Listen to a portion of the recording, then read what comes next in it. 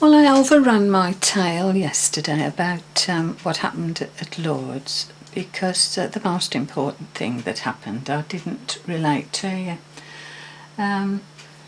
First of all, on the way from the airport, we went by coach to Lourdes itself. And I remember sitting on the couch and all of a sudden being totally overwhelmed. I can't explain to anybody what it was, what it meant, but I was completely overwhelmed on the couch, and just broke down into tears. I don't know whether it was the fact that I was actually going there. I don't know. I wasn't conscious of that particular thought. It just came over me like water washing over me, and I just didn't say anything to anyone. I was sitting by myself on the couch with a lot of other ladies and nobody noticed. And that was the first thing that I noticed when I was going into Lourdes. And then, as I told you, I had this ear infection. So when I went down to tea that same day, that was when I felt ill. And I said I couldn't go out with them that evening on the procession, because I couldn't keep my balance. I couldn't keep my balance at all. And that's when they sent for the doctor. And so I went to bed. And when I was in bed, everybody else in the hotel had disappeared. Obviously they'd gone to the procession, which it's a nightly thing. It goes on every night around the grotto, and there are hundreds and hundreds and hundreds of people in this procession, all carrying candles. And I lay in bed, and there were little doors opening onto a balcony of the room that I was in. And when I heard the singing, Ave, Ave, Ave Maria, it was just as though everybody was singing to me. Most wonderful experience that was. It was one. I can't get that out of my mind. It's always there. But having said that, the following day, the priest who was in charge of our group of ladies, he came in and he said to me, right, he says, get yourself dressed. He says, we're taking you down to the grotto. I said, I can't walk down. I said, because I've got no balance.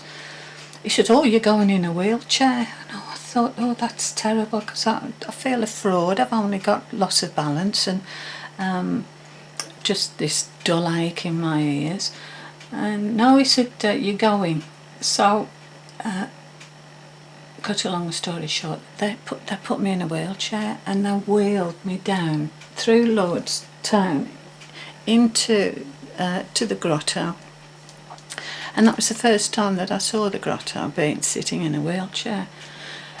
And it just brought home to me what it would be like to be in a wheelchair, and the response from people around you. All I got from the hotel to the grotto, people patting me. They didn't know what was the matter with me, obviously. Lovely comments. Oh, I hope you get cured when you get there. And I couldn't say anything. I just felt a fraud.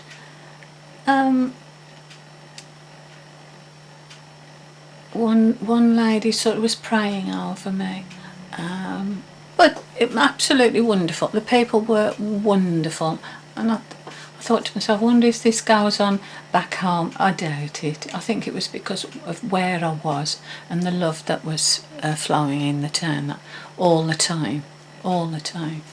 I think everybody wanted everyone to be well. And anyway, down to the grotto. We had a look and a look at lots of the sights and the stations of the cross, and I saw people being wheeled on trolleys to the grotto itself, and there was a service going on around the grotto. Lots of nuns, lots of trolleys with patients on. Very moving sight. When I got back to the hotel, just went in for tea, and I'd got no problems with my balance. Now I just put it down to coincidence, but Father, who was with the party, said no. He says that was going down to the grotto. So he was totally convinced it was because I'd been there that I was cured straight away. I do have great faith, I must admit, in prayer, and I would like to think that is what happened. But you know, that's up to you. You believe what you want, and I managed to do the rest of the we had a 5-day trip there. I managed to do the rest of the 4 days with no problems at all. And then when I got home, I had antibiotics and my ears syringed, and I had got a serious infection. So it was weird. That was weird, but that was finishing off the tale about the ear infection.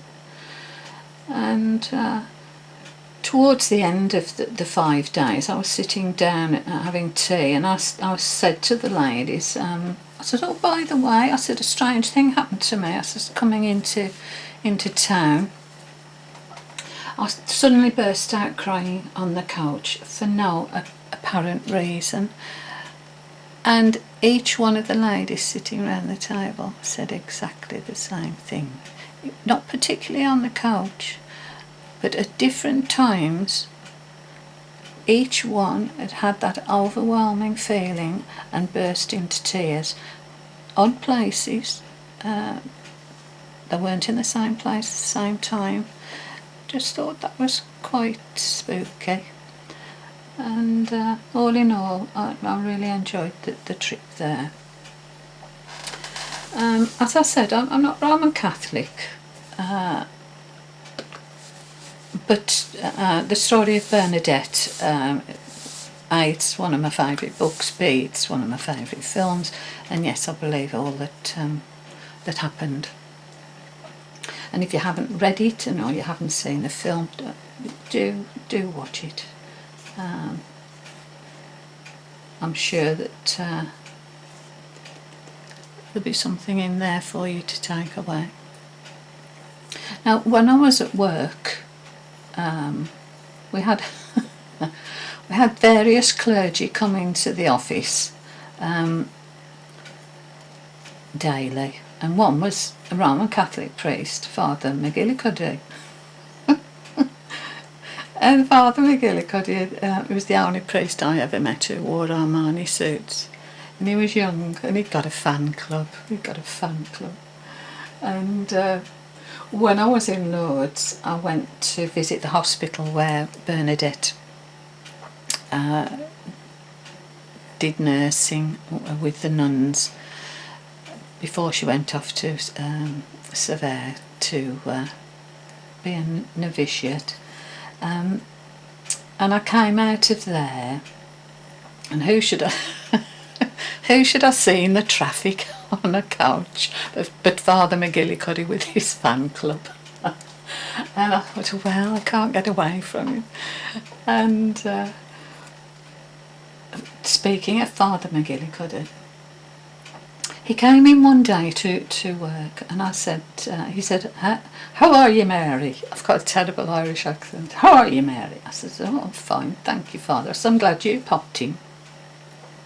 I said, I had a strange experience last night. I said, I had this, it wasn't a dream.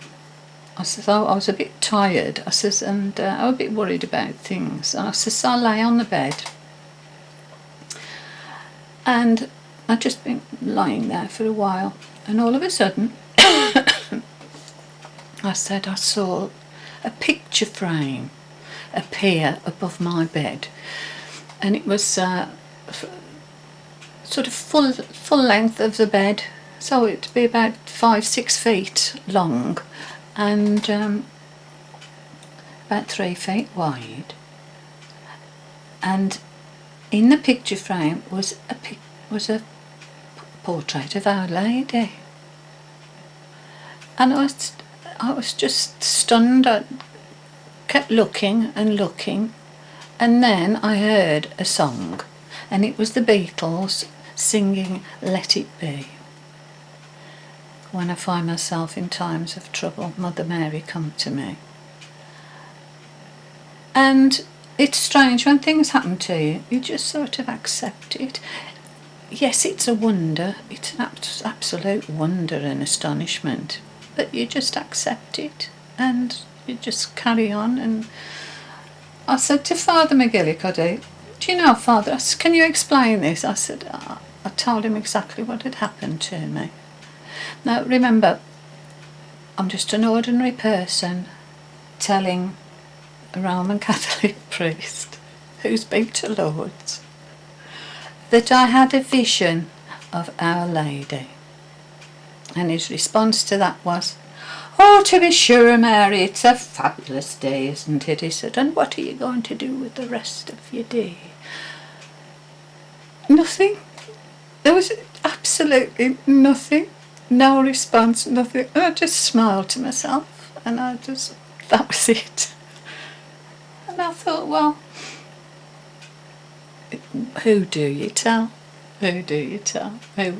Did he not believe me, or was he just thought it was all fanciful? I don't know. But that was weird, Father McGillicuddy. I think he's got land in Ireland somewhere, quite wealthy. If he's still alive, bless him.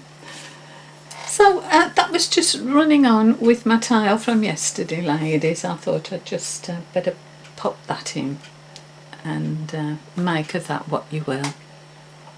Now I'll be coming back shortly with a package that I've had from lovely Debbie Harris of Crafty Stuff.